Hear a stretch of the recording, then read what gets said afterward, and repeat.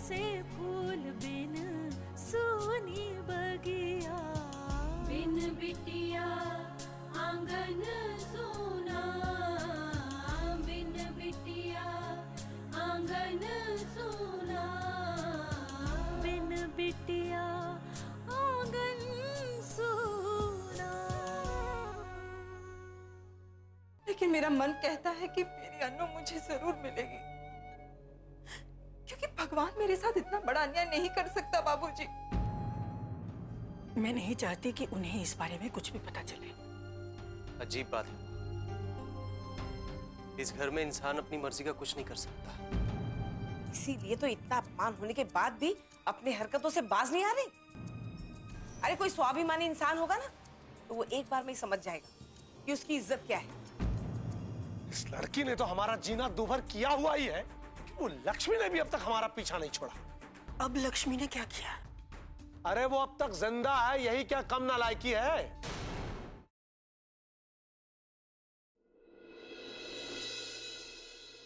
मेरी माँ रोती रही, मेरे पापा चीख चीख कर बोलते रहे, लेकिन उनकी किसी ने नहीं सुनी। ना ही माँ के आंसुओं से कोई पिघला और ना ही पापा की दर्द भरी पुकार का किसी पर असर हुआ। और पापा ये सब बर्दाश्त नहीं कर सके और उन्होंने एक दिन आत्महत्या कर ली।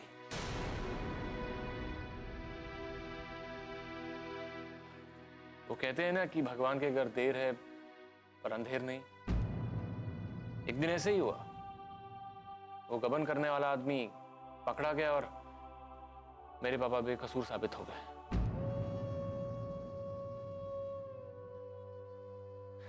लेकिन क्या फायदा, मेरे पापा तो इस दुनिया से ही जा चुके थे और माँ पापा के गुजर जाने के बाद अंदर ही अंदर घुटती रही। और फिर एक दिन वो भी मुझे इस दुनिया में अकेला छोड़कर चली गई।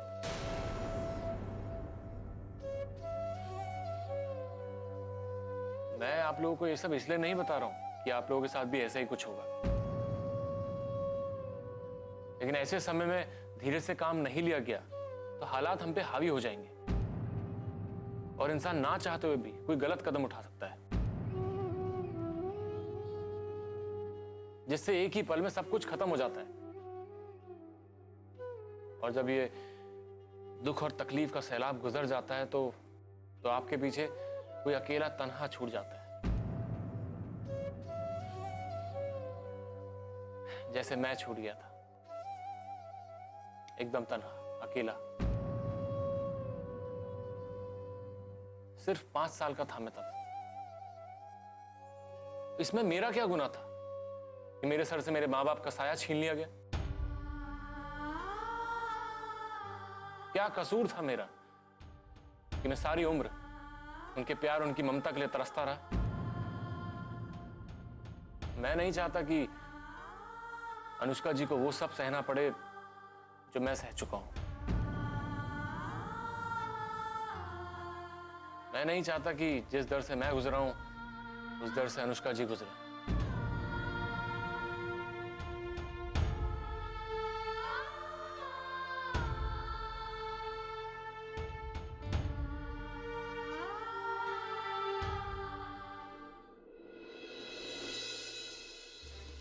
बित्ते भर की छोकरी ने नाक में दम कर रखा है, इसका कुछ ना कुछ करना पड़ेगा।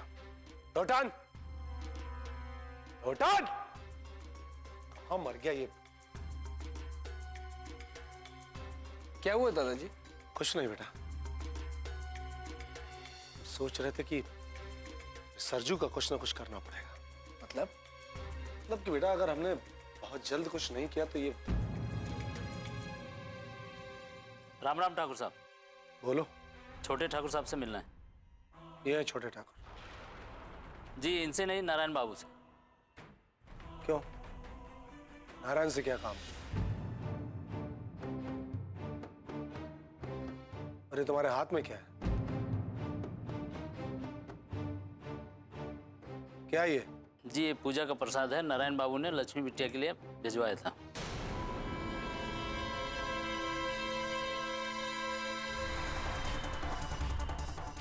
साफ साफ बताओ।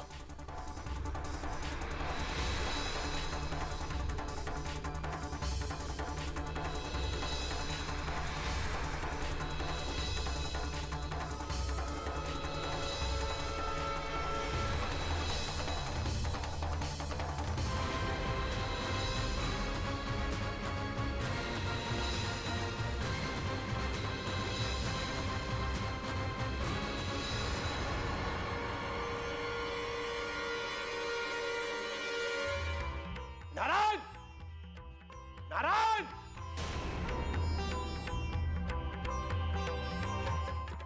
क्या है ये सब?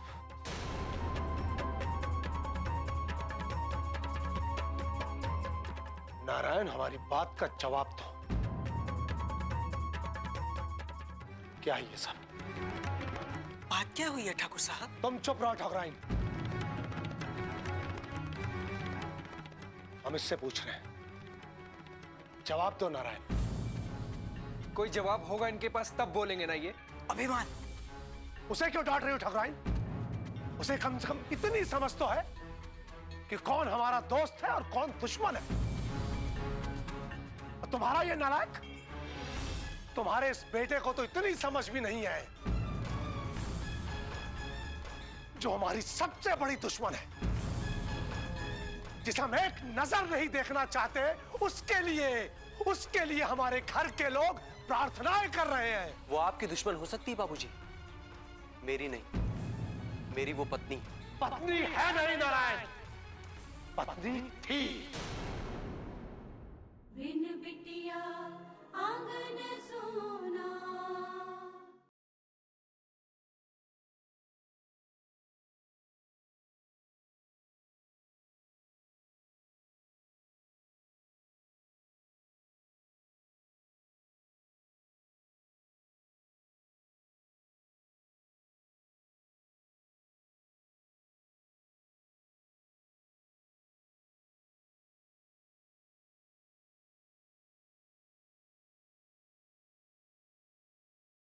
बिन बिटिया आंगन सोना।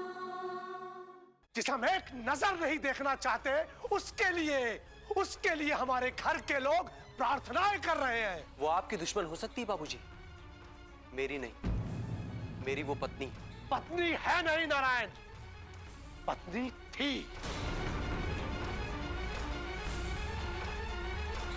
और वो भी हमारी जिंदगी की सबसे बड़ी गलती थी, जो उस लड़की को इस घर की बहू बनाकर ले आया। लेकिन बहुत जल्दी हमने अपनी गलती सुधार ली, जो उसे इस खानदान से अलग कर दिया। और ऐसा ही उसके साथ होना चाहिए था, इसी लायक थी वो। बाबूजी, मैंने जो कुछ भी किया अपना धर्म समझ के किया। धर्म समझ के नहीं, अपमान किया है तुमने हमारा। कालिक पुतवाई है चेहरे पे हमारे। बेइज्जती करने का एक और मौका दिया है तुमने उन लोगों को। बहुत लक्ष्मी के गुण गाते थे ना तुम, हैं? देख लो तुम्हारे सम्मान में क्या किया है। तुम्हारे भेजे हुए प्रसाद को ठाकुराइन ने ठुकरा दिया है। और हम तो कहते हैं अच्छा किया। अभिमान, ये बहुत अच्छा किया। जो रिश्ता बचा ही नहीं, जो दुश्मनी में बदल चुका है, उसके प्रति प्यार दिखाने से फायदा क्या है? लेकिन हमारे सुपुत्र को यह बात समझ में नहीं आती। इनको तो दिन रात उन्हीं के ख्याल आते हैं, बेचैन हो जाते हैं। ये उनके बिना जी नहीं सकते। ये है हमारी औलाद है ये। और एक बात याद रखो नारायण, उस लक्ष्मी ने हमारा बहुत अपमान किया। बरसों पहले उसने हमारे आदेश को ठुकराया था, और उस अपमान को हम आज तक नहीं भूले हैं। हमारे उसूलों के खिलाफ जाने की हिम्मत की थी उसने, हमारे उसूलों की। उस अपमान का बदला तो हम लेंगे अब।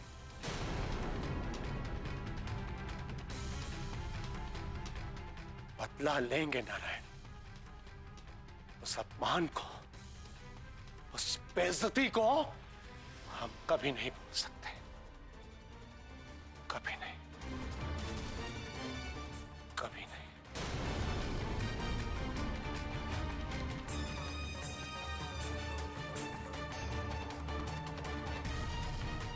तू यहां अब तक क्यों खड़ा है? क्यों खड़ा अब तक यहां?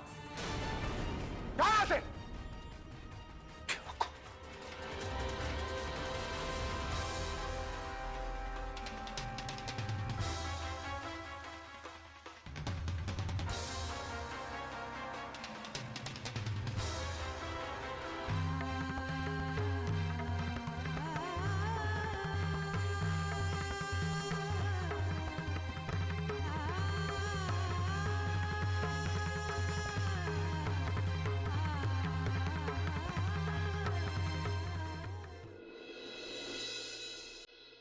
अंकल बहुत कुछ सह रहे हैं आंटी, आप उन्हें हिम्मत दीजिए, उनका हौसला बढ़ाइए।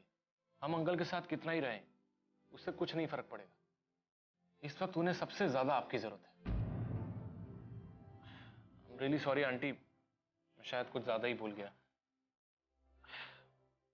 आज पता नहीं क्यों मैं अपने जज्बातों पर काबू नहीं कर पा रहा हूं। सॉरी तुम मत बोलो बेटा, तुमने कुछ भी गलत नहीं किया। बरसों से जो दर्द तुम्हारे अंदर दबा हुआ था, उसका निकलना बहुत जरूरी था। मुझे नहीं पता था तुम्हारी मुस्कुराहट और शरारत के पीछे इतना दर्द छुपा हुआ है। सॉरी तो मुझे कहना चाहिए कि मैं एक अच्छी पत्नी होने का धर्म नहीं निभा पाई। सुशीला, और नहीं तो क्या, इतने दिनों से मैं ये नहीं समझ पाई कि आप पर क्या बीत रही है, आप क्या कुछ नहीं सहन कर रहे हैं। मुझे माफ कर दीजिए। सुशीला, ऐसे वक्त में मैंने आपको बहुत परेशान किया। तुम्हारी किसी बात से आज तक मुझे कोई परेशानी नहीं, लेकिन तुम परेशान रहो ये मैं कभी नहीं देख सकता। थैंक यू बेटा, तुमने मुझे इतने बड़े भंवर से निकाला। अरे श्रीमती जी, थैंक यू से काम नहीं चलेगा, उसको खाना वाना खिलाओ, भूख लगी होगी। अरे नहीं अंकल, खाने की जरूरत नहीं है, मैं चलता हूँ। बस चुप, बस अभी 15 मिनट में मैं खाना लगा रही हूँ, आ जाना। चलिए चलो खाना खा के जाना।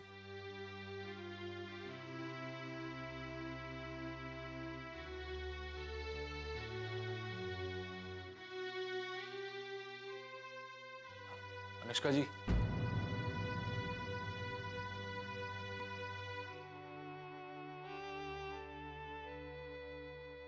मैं जानता हूं कि आप मुझसे नाराज हैं। बिन बिटिया आंगन सोना।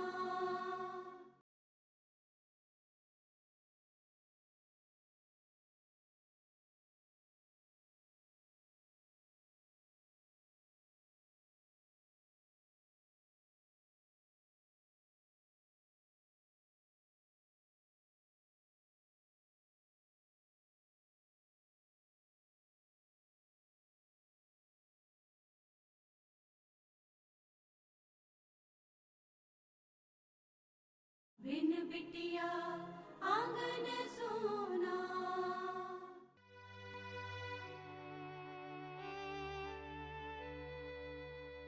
मैं जानता हूं कि आप मुझसे नाराज हैं।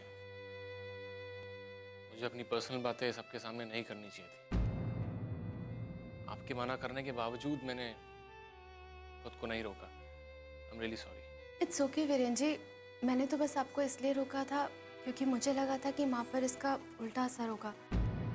लेकिन अच्छी बात है ना कि माँ ने आपकी बात की सीरियसनेस को समझा। अनुष्का जी, पता नहीं क्यों मुझे मालूम है कि मेरा उनसे कोई रिश्ता नहीं है, लेकिन फिर भी मुझे उनसे बहुत लगाव है। वो एकदम मेरी माँ जैसी है। मेरी माँ भी छोटी छोटी बात पे परेशान हो जाती थी। मैं आपका दर्द समझ सकती हूँ वीरेन जी। पापा के गुजरने के 6 महीने बाद माँ भी चल बसी। मैं एकदम अकेला पड़ गया था।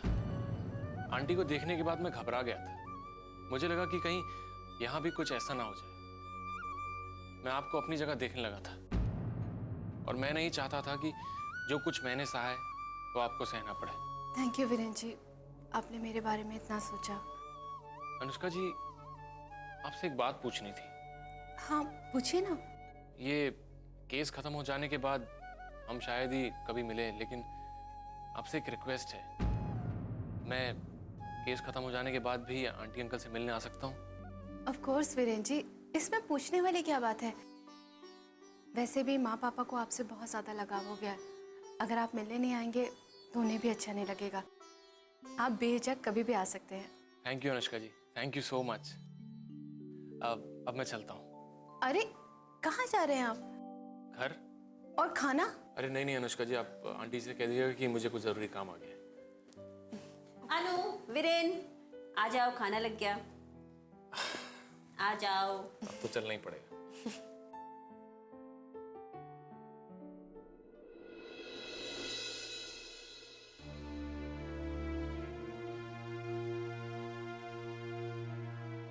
उस दिन इतना सुना है, फिर भी अपने कारनामों से बाज नहीं आए वो। इस आदमी को भेज दिया यहाँ प्रसाद लेके। इतना अपमान होने के बाद भी अपनी हरकतों से बाज नहीं आ रहे। अरे कोई स्वाभिमानी इंसान होगा ना तो वो एक बार में समझ जाएगा कि उसकी इज्जत क्या है।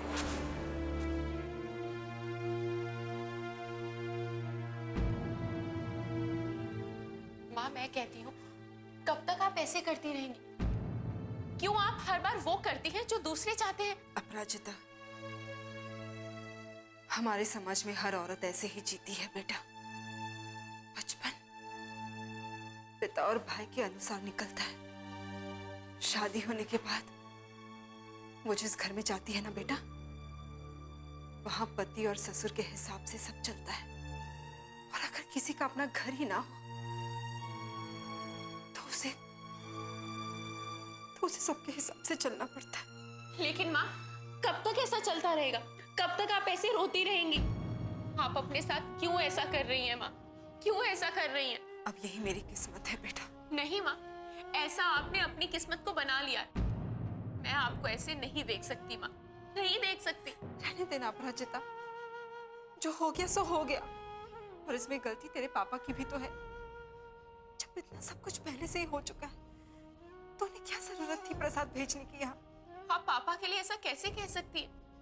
वो आपसे प्यार करते हैं, आपकी चिंता करते हैं, इसीलिए उन्होंने वो पूजा करवाई, इसीलिए आपके लिए वो प्रसाद भिजवाया। और आप अब भी दोषी उन्हें ठहरा रही हैं। बस अपराजिता, अब मुझे इसके बारे में और कोई बात नहीं करनी है। लेकिन माँ, बस ठीक बेटा, इन सब बातों से ना दुख और गहरा हो जाएगा और फिर दर्द सहना मुश्किल हो जाएगा बेटा, मुश्किल हो जाएगा।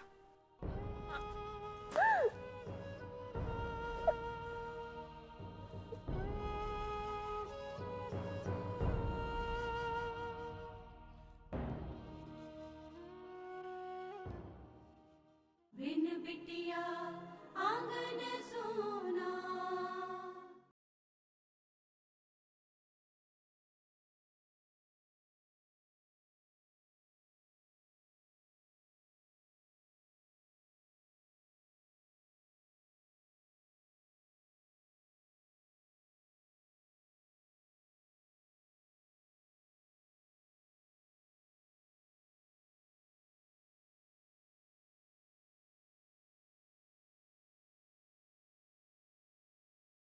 बिन बिटिया आंगन सोना।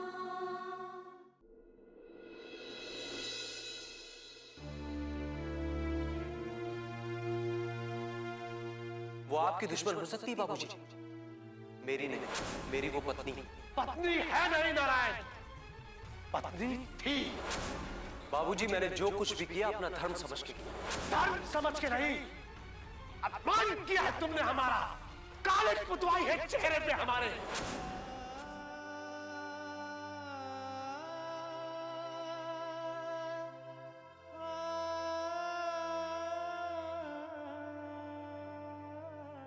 नारायण, मां मेरी समझ में ये नहीं आता कि भगवान को थोड़ी सी भी खुशी मेरी जिंदगी में बर्दाश्त क्यों नहीं होती। ऐसा मैंने क्या कर दिया जो उसने सारे दुख मेरे हिस्से में डाल दिए? ऐसा नहीं है बेटा। ऐसा ही है माँ। इधर बाबूजी मेरे जख्मों को कुरेदते रहते और उधर अपराजिता की नानी।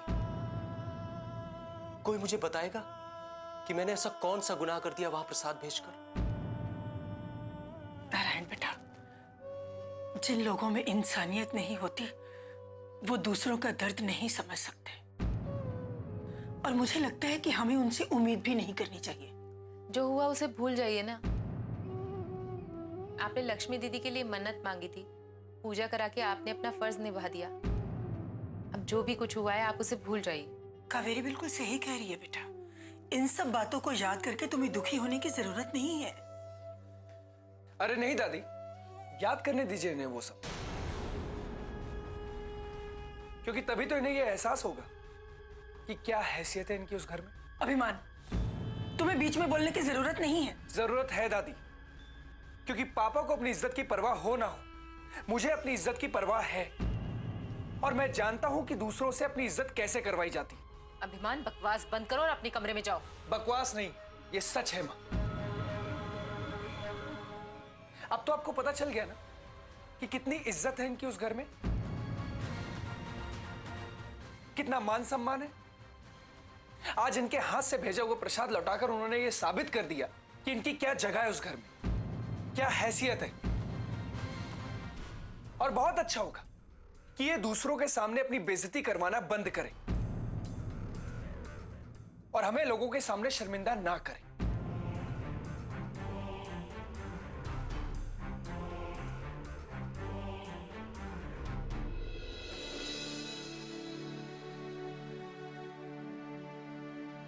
नारायण, अभिमान तो पागल है बेटा,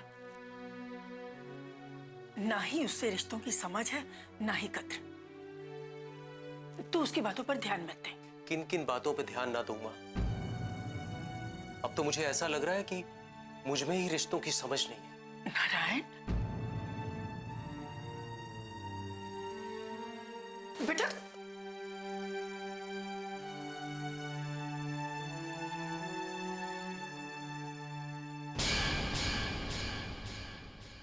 विशाल भाई साहब और सुशीला जी बहुत भाग्यशाली है जो उन्हें तुम्हारी जैसी होनहार बेटी मिली। पतिव्रता होना बुरी बात नहीं है, लेकिन नारायण जैसे आदमी की हर बात सुनना, वो चाहे जो भी बोले, जितना भी बोले, ये ठीक नहीं है। मैं तुम्हें ये नहीं कह सकती कि सिर्फ अपने पति की बात मानो या फिर बाबूजी का कहा सुनो। बेटा तुम वही करो जो तुम्हारा दिल कहता है। तुम अनु नहीं हो तो क्या हुआ, लेकिन तुम मेरी अनु जैसी ही हो ना। आज अगर मेरी अनु यहाँ होती ना तो वो भी बिल्कुल तुम्हारी जैसी हो।